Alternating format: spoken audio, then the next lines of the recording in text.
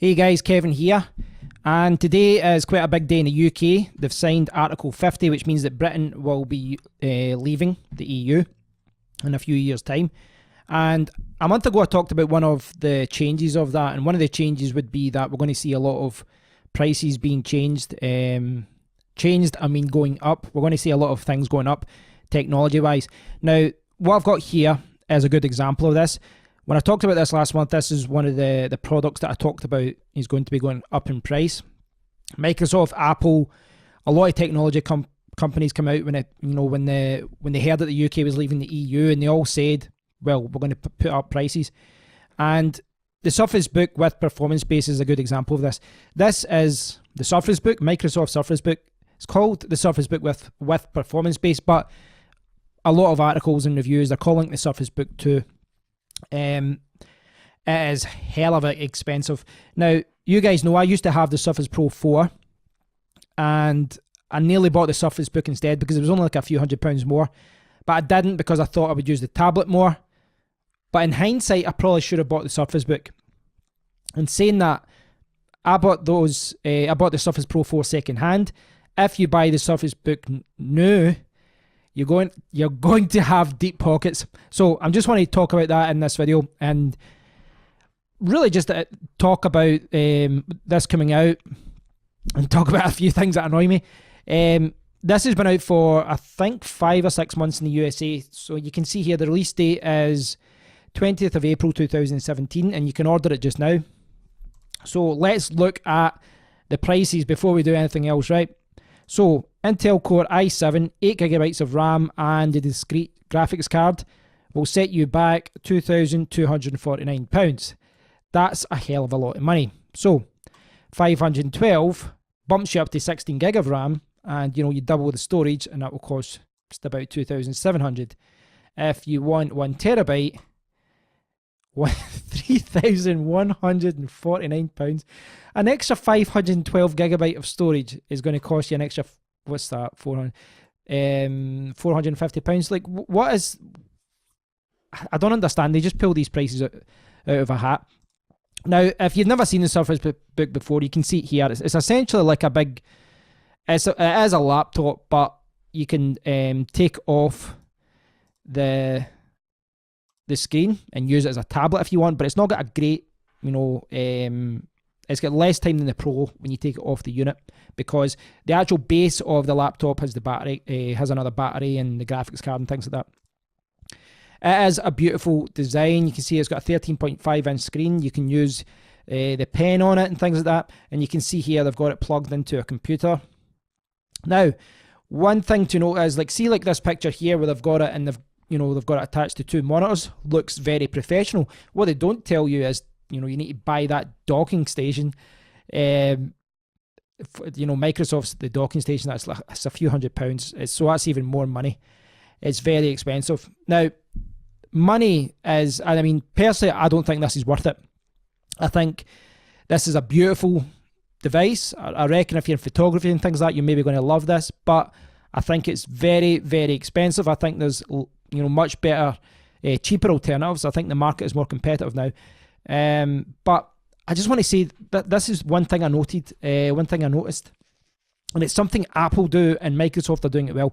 Right, you see the top here, Intel Core i7, 6th generation Intel Core processor. Okay, 6th generation, right? Well, for a start, Dell, in the XPS range, and quite a few other companies, the 7th generation Intel i7s are out, i5s are out.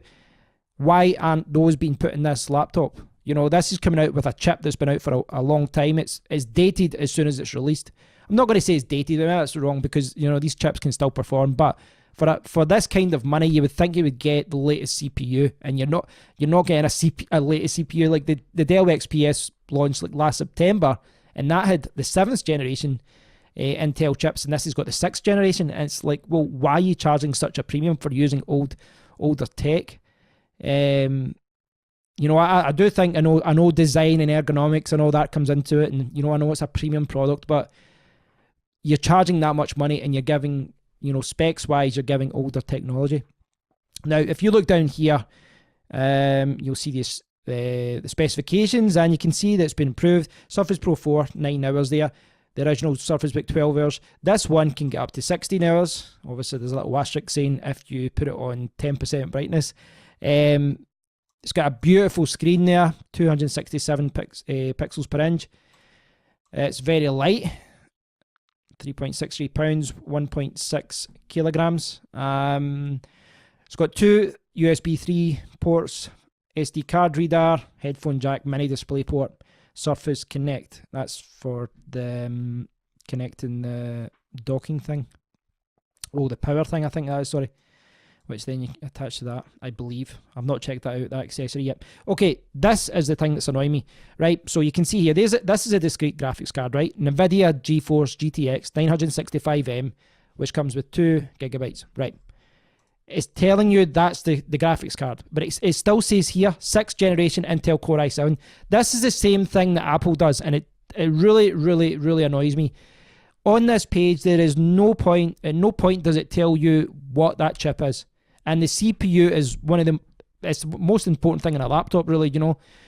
You need to know what your CPU can do, so you can check benchmarks, so you can see what it's good at, what it's not good at, whether it's good for photo editing, whether it's good for video editing, whether it's good for anything. You need to know how it works, especially if you're spending that kind of money.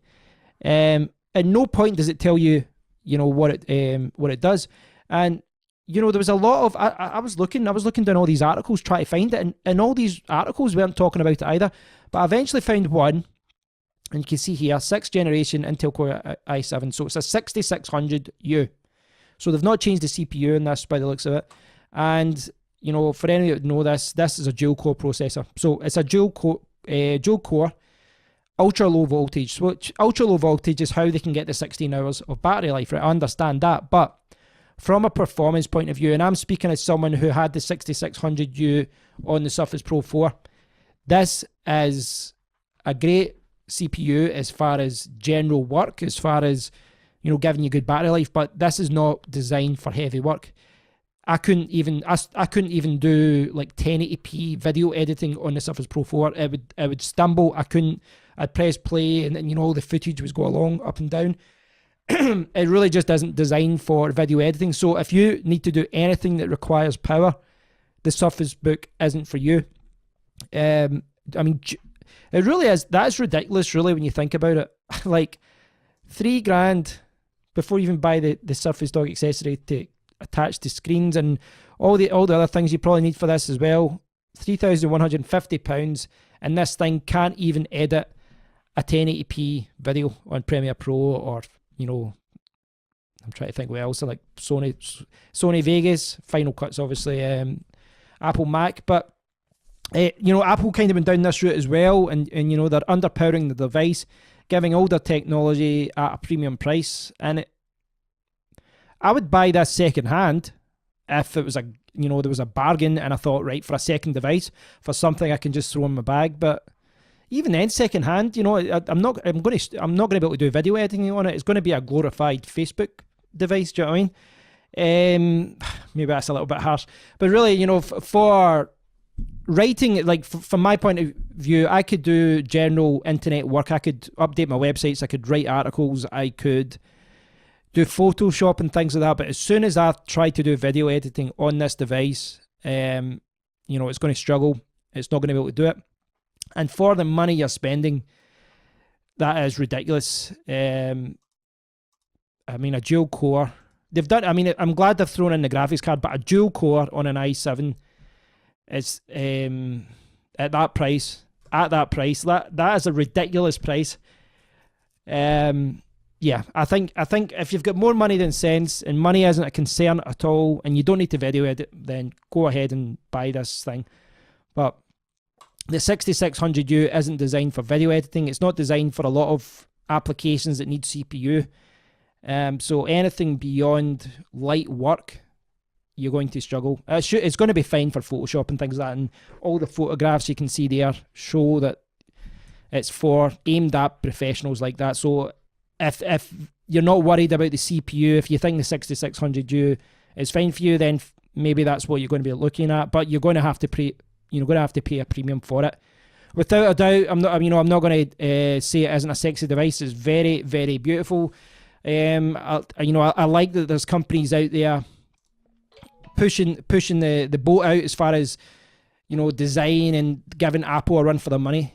But that is too expensive. It's using older technology, and you're paying a premium for using older technology. At the moment, I would be leaning more, if you were on the lookout for something, look towards something like the Dell XPS, or even the HP Spectre range has got a few cool devices as well. I really don't think this is worth the money. I really don't.